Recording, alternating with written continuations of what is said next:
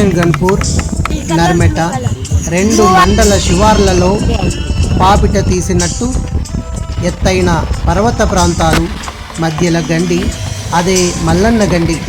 స్వచ్ఛమైన నీళ్లు, ప్రకృతి రమణీయత, సాంకేతిక కళా నైపుణ్యము, చారిత్రక నేపథ్యము వెరసి అన్ని వర్గాల వారిని, అన్ని వయసుల వారిని విశేషంగా ఆకర్షించే గొప్ప పర్యాటక ప్రాంతంగా మల్లనగండి రేపు అవతరించనున్నది. అప్పుడే పర్యాటకులు సమ్మక్క సారక్కలను దర్శించుకుంటున్నారు. ఎటు చూసినా అనంతమైన ఆహ్లాదకరమైన వాతావరణం, స్వచ్ఛమైన నీరు,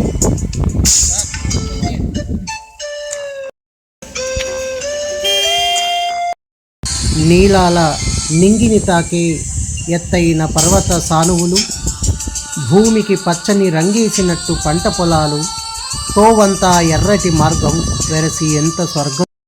సంగీతానికి రాళ్ళైనా కరుగుతాయంటారు, కానీ ఇక్కడి రాళ్ళే సంగీతం వినిపిస్తే మనుషులు కదిలిపోతారు, కరిగిపోతారు.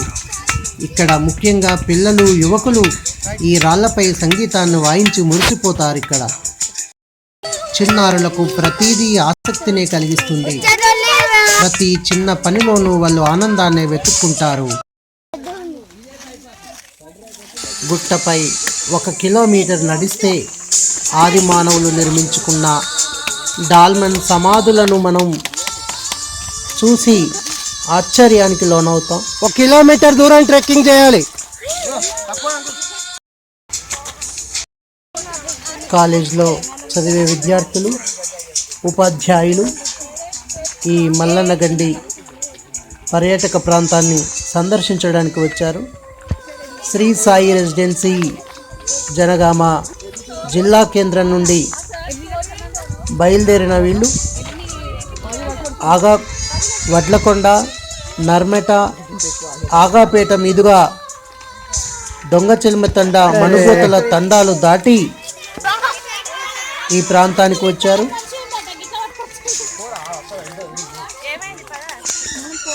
ఆది మానవుల సమాధులు ఎలా ఉంటాయో తెలుసుకుందామన్న ఉత్సుకత వాళ్ళలో అలసట్టకి లోను చేయడం లేదు.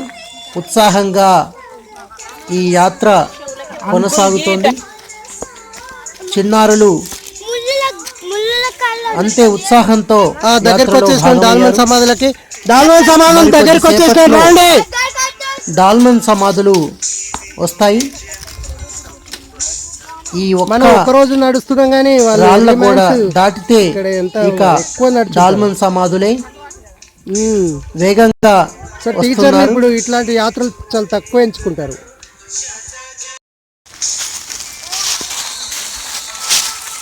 చుట్టూ అనేక పిల్లతోవలు, ముళ్ళ పొదలు, దట్టమైన అడవి, ఎత్తైన గుట్టపై 1 కిలోమీటర్ నడిస్తే తప్ప ఆ చారిత్రక సమాధుల వద్దకి చేరుకోలేము.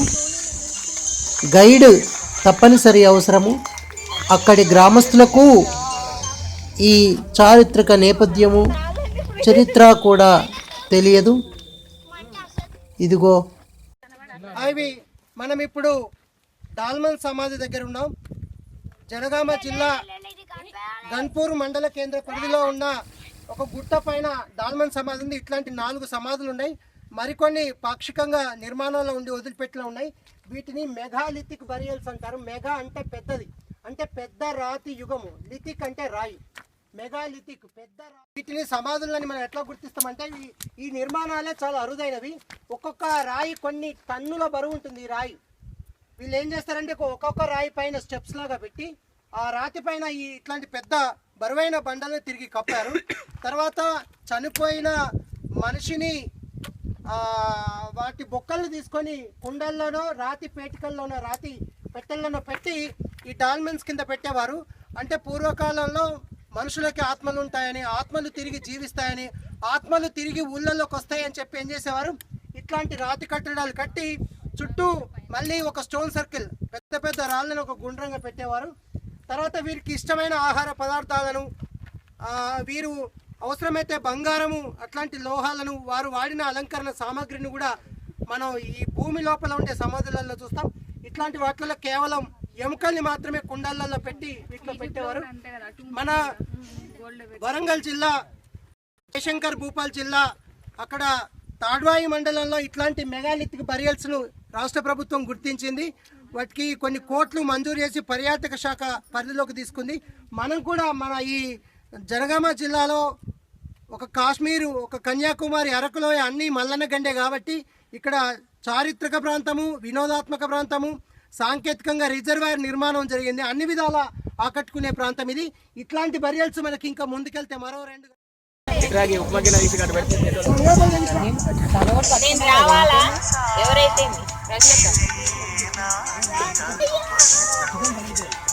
ఒకటే పక్కన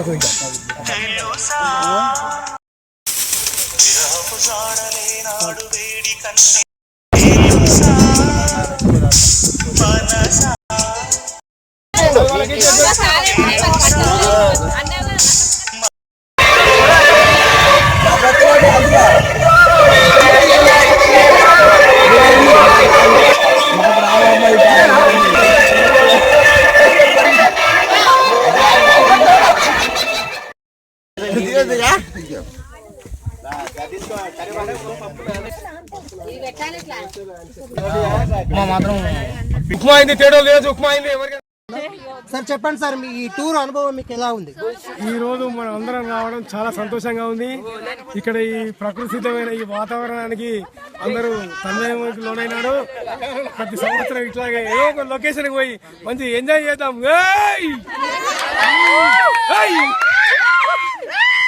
ఇక్కడ చారిత్రక ప్రాంతం, అక్కడ గవర్నమెంట్ రాజమానవుల సమాధులు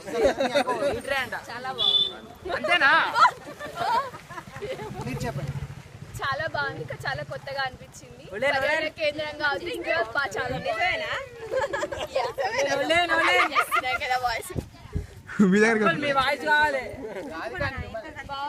బాగుంది, చాలా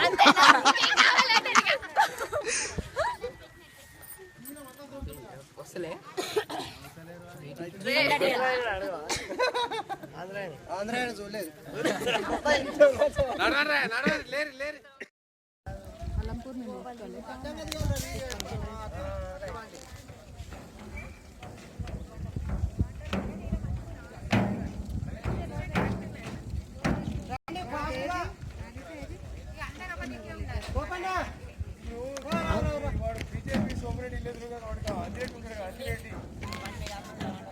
కోసం ఇంత దూరం చూడండి, లేకపోతే ఇక్కడ టీవీ సీరియల్ తీసుకోవాలి.